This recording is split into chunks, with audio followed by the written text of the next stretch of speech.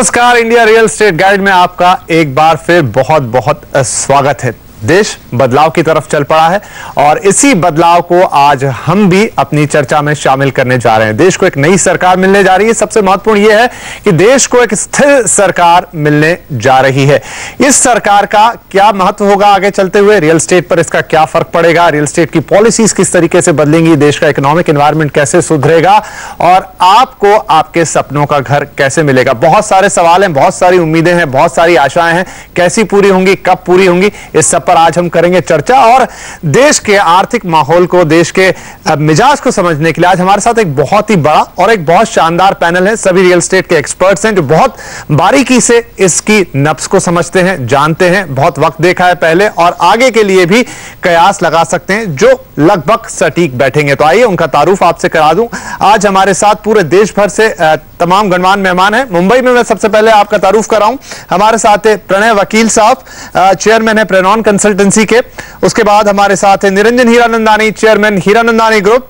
साथ ही है बाबूलाल वर्मा साहब, एमडी हैं ओमकार रियल्टर्स, और श्री गोपाल काबरा, प्रेसिडेंट राम रत्ना ग्रुप। इसके अलावा हम चलेंगे दिल्ली, जहां पर हमारे साथ है Naveen M Raheja, CMD Raheja developers, स्वागत कीजिए इनका। साथ में बेंगलुरु से हमारे साथ जुड़ रहे हैं जेसी शर्मा, वीसीएमडी शोभा डेवलपर्स, और हैदराबाद से हमारे साथ हैं C Shekhar Reddy, MD CSR state और जो कि नेशनल प्रेसिडेंट भी हैं क्रेडाई के। और ये भी बता दूं कि यहां पर नवीन रहेजा साहब भी एक और जो संस्था है नर्डेको, उसके चेयरमैन है जो कि रिप्रेजेंट करती है देश भर के डेवलपर्स को। अब हम शुरुआत करेंगे चर्चा की। दोस्तों, अब वक्त बदल रहा है, मोदी सरकार सत्ता में आ चुकी है और उसे अपना काम शुरू करना है, या कहें कि काम शुरू कर भी दिया है।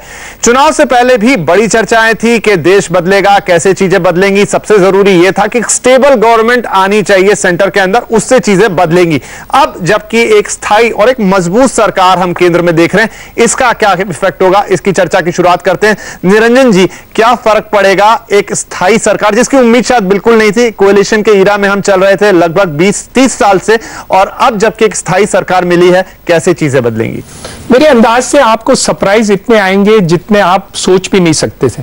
अभी 2 मिनट पहले हमें इंफॉर्मेशन मिली कि नवाज शरीफ साहब यहां पधार रहे हैं उनके स्वेरिंग इन के लिए। तो मेरे अंदाज से जिस हिसाब से वो परिवर्तन चाहते हैं, जैसे हम उनके मैनिफेस्टो में बताया है कि हम 7 साल के अंदर, 8 साल के अंदर 25 मिलियन घर हम बनाएंगे शहरों में, 45 मिलियन मकान हम रूरल एरियाज में बनाएंगे, और ये हमारा टारगेट है।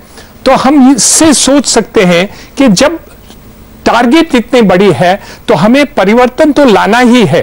पर मेरे अंदाज से ये परिवर्तन नहीं होगा, एक क्रांति होगी। आप समझिए कि एक हाउसिंग रेवोल्यूशन बन जाएगा, आप ये 1 साल के अंदर देखेंगे। जी, क्रांति होगी। प्रणय सर, आपका सबसे ज्यादा अनुभव यहां पर इस पूरी डेस्क पर है। आपको लगता है ये जो शब्द इस्तेमाल किया निरंजन जी ने, लगभग यही हम होता हुआ देखेंगे? देश के इंफ्रास्ट्रक्चर में बदलाव होगा, देश के हाउसिंग सेक्टर में बदलाव होगा और एक क्रांति हमें दिखाई देगी। एक अपॉर्चुनिटी है, बड़ी बड़ी अपॉर्चुनिटी है, और अगर बताए तो इट्स नाउ और नेवर। इससे बड़ी अपॉर्चुनिटी किसी गवर्नमेंट को अभी तक मिली नहीं है। उसका जो लिवरेज करके डिलीवरी करें, तो इतने साल से जो हम लोग सफर कर रहे हैं उसका सॉल्यूशन दिखाई देता है। तो मेरे ख्याल से what has happened is very very good for the industry. We can only go forward from here, not backwards, is my way. Right. Naveen Raheja साहब, आप इस पूरे बदलाव को शायद सबसे नजदीक से दिल्ली में बैठ के अनुभव कर पा रहे होंगे। यहां जो 2 विचार आए, आप उससे इत्तेफाक रखेंगे कि यह अब एक बहुत बड़े बदलाव का सूचक है, बहुत बड़ा बदलाव हम देखने जा रहे हैं। पूरा देश तो बदलेगा, लेकिन अगर हम बात अपनी लिमिटेड रखें सिर्फ हाउसिंग इंडस्ट्री तक, सिर्फ रियल एस्टेट तक, वहां भी बहुत बड़ी क्रांति आने वाली है। इसी वीक में 3 दिन पहले मेरे को अपॉर्चुनिटी मिला था हाईएस्ट रैंक में जाके डिस्कस करने का, इसके बारे में, रियल एस्टेट के बारे में। मेरे से ये बताया कि आप 7 दिन के बाद देखिए क्या होता है इस मुल्क में। हर एक जो 60 साल में, हम ये नहीं कहते सिर्फ रियल एस्टेट को ही प्रॉब्लम आया है, रियल एस्टेट के में डेवलपर्स को तो प्रॉब्लम हम तो फेस कर ही रहे हैं, लेकिन देश कितनी प्रॉब्लम फेस कर रहा था। हमने क्या देखा है, यहाँ पे सब जगह पे स्लम्स की फॉर्मेशन हुई है, टॉयलेट्स नहीं है, गंदगी है, कोई सिस्टम नहीं है, और आम आदमी को आज घर का सपना पूरा जो है अभी तक नहीं हुआ है, इतने सालों के, इतने डिकेड्स के बाद भी नहीं हुआ है। लेकिन इतनी उम्मीद जाग रही है, इतनी आशाएं हैं, और लगता है कि जिस तरीके से पॉजिटिव सेंटीमेंट से बात भी ये लोग कर रहे हैं, बीजेपी के लीडर्स बात कर रहे हैं, उससे लगता है कि बदलाव निश्चित आ रहा है और हम सब लोग उसके लिए तैयार हो जाएं। रियल एस्टेट के ऊपर 200 से ज्यादा इंडस्ट्री डिपेंड करती है, सेकंड लार्जेस्ट जो है एम्प्लॉयमेंट जनरेटर है, सेकंड लार्जेस्ट जीडीपी जनरेटर है। अगर ये चीज की हैंड होल्डिंग के लिए गवर्नमेंट खुद तैयार है आज, तो इस देश में रियल एस्टेट के साथ साथ हमें पूरी उम्मीद देनी चाहिए कि इकोनॉमिक डेवलपमेंट की एक क्रांति आने जा रही है। काबरा जी, उन्होंने कहा कि 200 से ज्यादा इंडस्ट्री साथ में जुड़ी, आप भी अलाइड इंडस्ट्री से आते हैं, कैसा बदलाव आप महसूस कर रहे हैं? मेरे को तो लगता है कि पूरा देश अभी एक्सपांशन मोड पे है और जिसकी बहुत दिनों से इंतजार था, सबने अपना एक्सपांशन रोक के रखे थे। अब सभी लोग अपने एक्सपांशन की जो तैयारी को एक बंद बिस्तर में बांध के रखा था उसको खोल लेंगे और सब लोग एक्सपांशन करेंगे, क्योंकि लोगों को उम्मीद काफी है। और ये चुनाव भी, जैसे पिछले इंटरव्यू में कहा था कि विकास के मुद्दे पे चुनाव लड़ा गया और विकास के मुद्दे पे ये सरकार और हमारे नवनिर्वाचित प्रधानमंत्री वो भी विकास के मुद्दे पर आए हैं। उनको मैंने अतीत में भी सुना है कि बिल्डर्स के प्रोग्राम में 10 साल पहले जो गुजरात के मुख्यमंत्री थे, तो उनका एक कहना था कि मेरे को देने को कुछ नहीं है, मैं एक प्लेटफॉर्म प्रोवाइड करूंगा।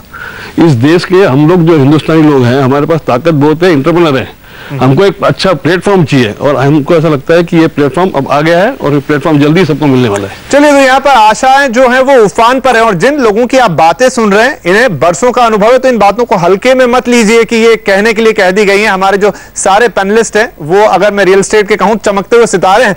तो इस चर्चा को और आगे बढ़ाएंगे। छोटा सा विराम ले रहा हूं, बाबूलाल जी से पूछेंगे कि जो सारी बातें हो रही हैं वो हकीकत में बदलते हुए कैसे दिखेंगी। साथ ही चलेंगे बेंगलोर, जहां जेसी शर्मा जी से थोड़ा सा अर्थशास्त्र समझेंगे कि ये होगा कैसे, और बात करेंगे रेड्डी साहब से कि उनका क्या है। जब वो नेटकॉन कर रहे थे पिछले साल, यहां पर बड़े नेताओं को बुलाया था बीजेपी के, तो क्या उनके पास वहां से टिप्स आई कि आगे क्या हो सकता है, ये सारी बातें करेंगे इस ब्रेक के बाद।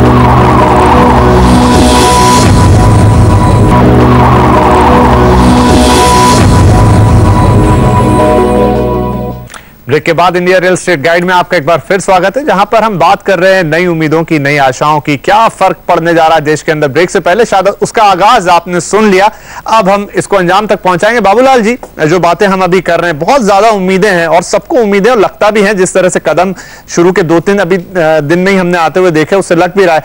आपको लगता है कि चीजें जब धरातल पर उतरती हैं तो थोड़ा अंतर आ जाता है, क्योंकि जो ग्राउंड रियलिटीज है वो थोड़ी हार्ड है, क्या मुश्किलें लगती हैं आपको?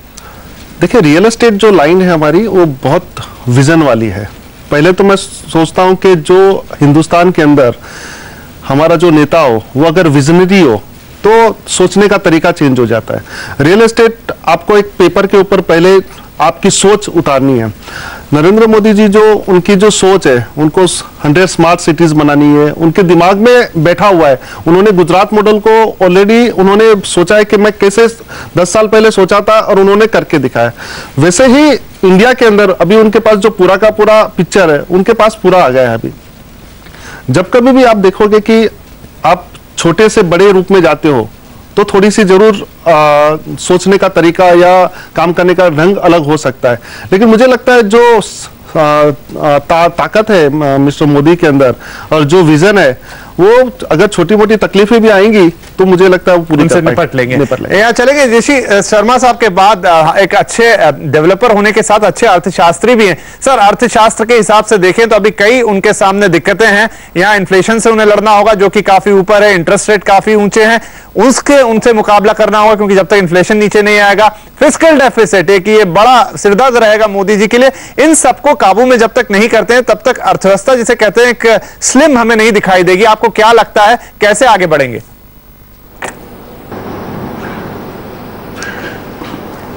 मेरा मानना है कि हर एक चीज का एक समय आता है और आज 2014 में हम समझ पा रहे हैं कि ये भारत का फिर से एक समय आया है, बदलाव का समय आया है और स्थिति ऐसी बन गई है कि एक डिसिसिव मैंडेट है। 84 में भी मिला था, बट उस वक्त राजीव गांधी जी के पास में अनुभव नहीं था। आज जब हमारा भारत का भावी प्रधानमंत्री कल शपथ ग्रहण लेते हैं तो निश्चित रूप से उनके पास में 13-14 साल का अनुभव है वो वाइब्रेंट गुजरात से इस देश को जो है एक वाइब्रेंट इंडिया में तब्दील करेंगे, जिसके लिए हम सब तैयार हैं, ब्यूरोक्रेसी तैयार है, गवर्नमेंट जो है वो तैयार है। और इसके अंदर में एक ऐसी स्थितियां बन गई है जहां पर कि जॉब्स जनरेट होंगे, रेवेन्यू जनरेट होगी, डिमांड प्री एग्जिस्टिंग है, दुनिया भर के अंदर में कैपिटल जो है वो अवेलेबल है। इन सब को किस तरीके से आप एक अच्छे सुशासन के द्वारा डायरेक्ट कर सकें और हम इंडस्ट्रियलिस्ट को जो है कुछ नफ़ा मिले, हम री इन्वेस्ट करें, हम हमारी कैपिटल बेस को बढ़ावें, आईपीओ मार्केट खुले, लिक्विडिटी आवे, इंटरेस्ट कॉस्ट का बर्डन कम होवे, ये सब चीज़ें जो है मैं जहाँ तक समझता हूँ एक के बाद एक ट्रिगर होती जाएंगी।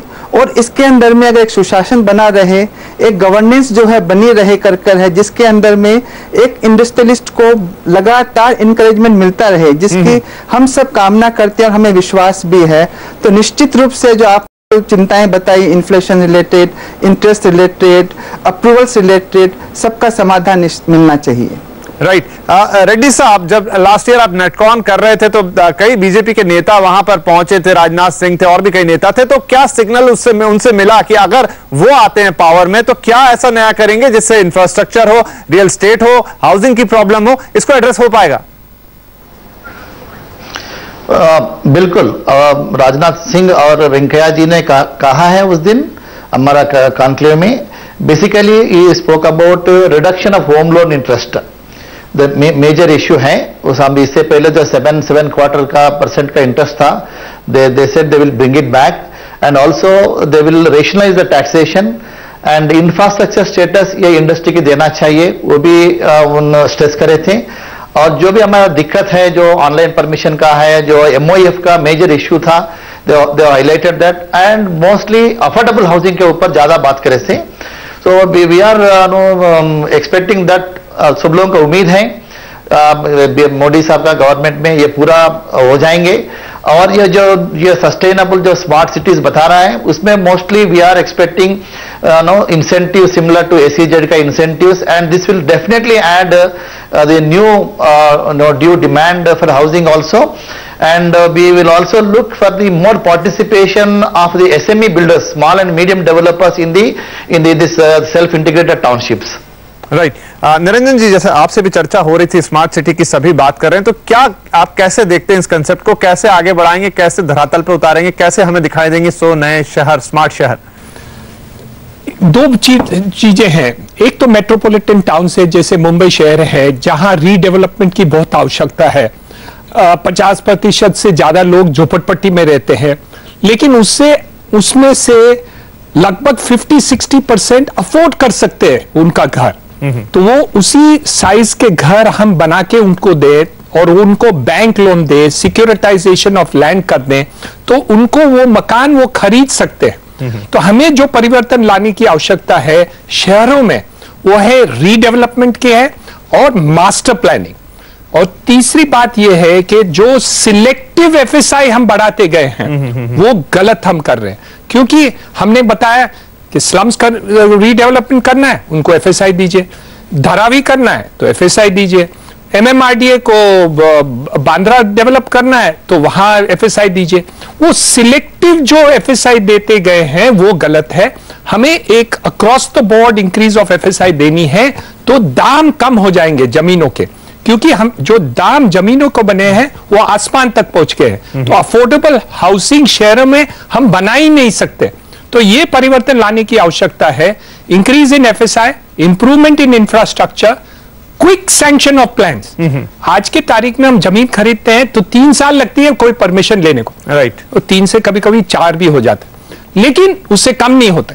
तो मेरे अंदाज से हमें एक रास्ता दिखाना है, एक इनेबलिंग फैक्टर चाहिए। जैसे हम पहले बताए कि हाँ, मोदी साहब ने काफी बार कहे कि entrepreneurs have to do it, but आप जब तक उनको प्लेटफॉर्म नहीं देंगे काम करने के लिए, इनेबलिंग नहीं करेंगे, लेकिन आप रोड ब्लॉक्स लेके आएंगे, पॉटहोल्स रोड लेके आएंगे तो गाड़ी आगे नहीं चलेगी। वैसे ही रियल एस्टेट का बहुत ही अच्छा फ्यूचर है। हम हर एक को अफोर्डेबल घर दे सकते हैं, लेकिन आप रोड ब्लॉक्स, इंफ्रास्ट्रक्चर को डेवलपमेंट करने की बहुत आवश्यकता है। तो रोड ब्लॉक्स हटाने होंगे, ये पहला संदेश जाता है सीधा इस ग्रैंड जूरी की तरफ से कि आपको रोड ब्लॉक्स हटाने होंगे। यहां लोग तैयार बैठे हैं, लेकिन आपको भी इस मैराथन में बैटन आगे बढ़ाना पड़ेगा। वो कैसे होगा, चर्चा करेंगे इस छोटे से ब्रेक के बाद।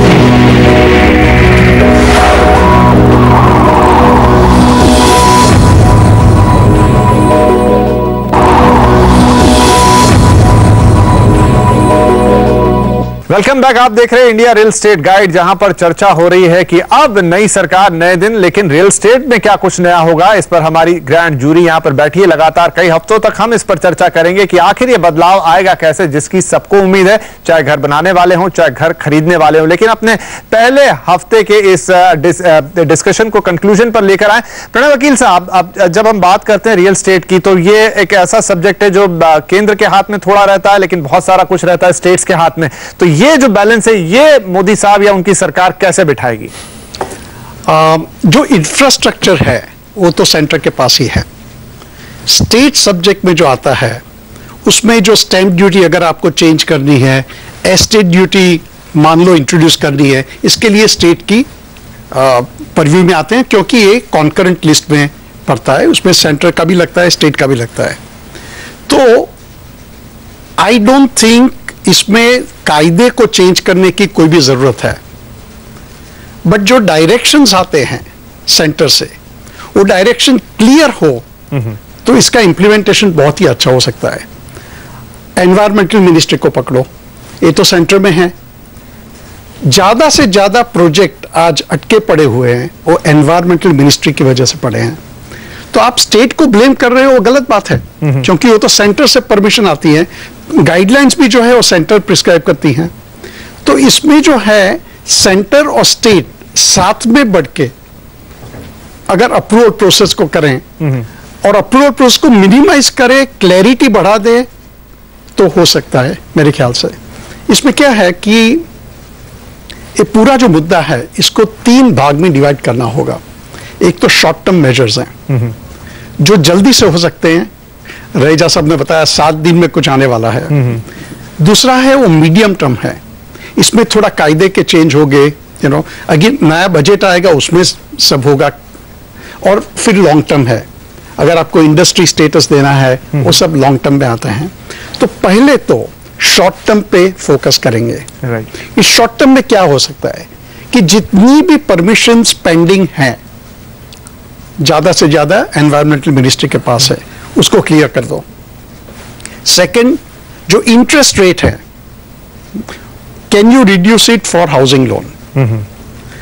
Can you reduce it for developers who are developing affordable housing? अगर ए इंटरेस्ट रेट को आप इमीडिएटली कुछ करो, कंट्रोल में कर पाए, क्योंकि यहां जो डेवलपर्स बैठे हैं आपको कंफर्म करेंगे कि हमारे जो वॉल्यूम्स थे वो सबसे ज्यादा कब थे, जब इंटरेस्ट रेट सबसे कम थे। जहां भी इंटरेस्ट रेट बढ़ता गया तो वॉल्यूम्स कम होते ही गए। तो कुछ वाइब्रेंसी चाहिए, तो इंटरेस्ट रेट आप कम करो तो बहुत ही वाइब्रेंसी आ सकती है। अप्रूवल प्रोसेस जल्दी से करो तो उससे सिर्फ वाइब्रेंसी आ सकती है। So these are the short-term measures which I'm thinking. Right. चलेंगे यहाँ पर दिल्ली रहेजा जी से भी ले लेते हैं, क्योंकि आपने जैसे अभी कहा, वकील जी ने भी कि 7 दिन में आपने कहा कुछ आ जाने वाला है। तो वो क्या पहले 5 से 10 मेजर्स होंगे जो आपको लगता है कि इस सरकार से तुरंत होते हुए हमें दिखे पेपर के ऊपर, ताकि जैसा माहौल हम बाकी जगह देख रहे हैं वो रियल एस्टेट में भी दिखाई दे? देखिए, सबसे जरूरी है कि पहले जो भी चीज सेंटर कर सकता है वो एक पॉलिसी डायरेक्शन के अंदर कर सकता है, फैसिलिटेटर का काम कर सकता है, लेकिन उसको इम्प्लीमेंटेशन जो है वो स्टेट लेवल पे आएगी। जो पॉलिसीज बने वो एक यूनिफॉर्मिटी के साथ अगर बनेगी तो बहुत अच्छा होगा, चाहे वो एनवायरमेंट क्लियरेंसेज है, चाहे वो स्टैंप ड्यूटीज है, चाहे टैक्सेशन है, चाहे वो एक जनरल क्लियरेंस प्रोसेस की मैकेनिज्म्स है। ये सारी चीजों को बनाने के लिए मैं ये चाहूंगा, और मेरे ख्याल से ऐसा होना चाहिए कि सारे स्टेट्स जो है उनके रिप्रेजेंटेटिव्स, इवन जो यूजर है, जो परचेजर्स है अफोर्डेबल हाउसिंग के अंदर जो सेगमेंट है उनके रिप्रेजेंटेटिव्स, जो आपके इवन स्लम्स के रिप्रेजेंटेटिव्स, क्योंकि स्लम की भी टोटल रीडेवलपमेंट कंट्री में करने की जरूरत है। अगर आप देश को बनाना चाहते हैं तो आपको हर तरीके से देख के चलना पड़ेगा। आपको रूरल हाउसिंग को भी क्रिएट करना है, आपको मिडिल सेगमेंट की हाउसिंग भी क्रिएट करनी है, आपको लैंड रेट्स को भी मेंटेन करना है। इन सारी चीजों के लिए मेरे ख्याल से सबसे पहला जो स्टेप होना चाहिए वो एक डायलॉग एंड एक्सचेंज प्रोसेस होना चाहिए ओपन में, ताकि एक ओपन माइंड के साथ सब चीजें हम देखें कि भाई हर कोई चीज एड्रेस होती है under a uniform mechanism and policies parameter. ये जो अफोर्डेबल हाउसिंग है इसके अंदर कोई लाइसेंस फीस वगैरह और कोई गवर्नमेंट के चार्जेस जो है गवर्नमेंट को लेवी नहीं करने चाहिए। जो इंटरेस्ट रेट्स हैं डेफिनेटली उनको कम करने के लिए आपको इंफ्रास्ट्रक्चर स्टेटस में लाना पड़ेगा हाउसिंग सेक्टर को, और आपको इवन जो है इंटरनेशनल फंडिंग जो है उसको फैसिलिटेट करना पड़ेगा, क्योंकि उसी तरीके से आपको चीपर फंडिंग मिल सकती है। इंडिया में तो आज की डेट में इन्फ्लेशन रेट इतना हाई है कि अगर आप कहें कि बैंक से इंटरेस्ट रेट कम करके दे पाएंगे तो नहीं दे पाएंगे। जी बिल्कुल। तो ये सारी चीजों की एक ओपन डिबेट होनी चाहिए, ओपन डिबेट की आप बात कर रहे हैं, यूनिफॉर्म पॉलिसी पैरामीटर होना चाहिए। जी, और नरेंद्र मोदी जी ने जब वो भाषण दे रहे थे संसद में पहली बार, जिस दिन हमने उनको सुना अपने सभी इलेक्टेड रिप्रेजेंटेटिव्स को, तो उन्होंने कहा था कि अब जब मैं पार्लियामेंट में आ गया हूं तो मैं बोलूंगा कम और सुनूंगा ज्यादा। तो शायद हम भी यही कहें कि सब तैयारी कर लें और उनके सामने एक एजेंडा रखें कि ये देखिए ये है 10 पॉइंट एजेंडा, 20 पॉइंट एजेंडा, आप ये सेट करके दे दीजिए, हम हिंदुस्तान को नए बेहतरीन घरों से भर देंगे। तो ये एजेंडा हम सेट करेंगे। लेकिन आज इंडिया रियल एस्टेट गाइड में वक्त यहीं खत्म हो रहा है, हम अपनी जूरी से विदा लेंगे, लेकिन अगले हफ्ते आपके साथ फिर हम हाजिर होंगे इसी ग्रैंड जूरी के साथ और नई सरकार के लिए एक एजेंडा सेट करने की कोशिश करेंगे कि क्या वो 10 या 15 पॉइंट्स हो जिस पर अगर चला जाए तो आने वाले 5 या 10 साल में हम देखेंगे कि जो हमारी हाउसिंग की प्रॉब्लम है, जो हमारी हाउसिंग की शॉर्टेज है, वो इस देश में नहीं रही है। फिलहाल आपसे लेंगे इजाजत, अगले हफ्ते फिर मिलेंगे, तब तक के लिए नमस्कार।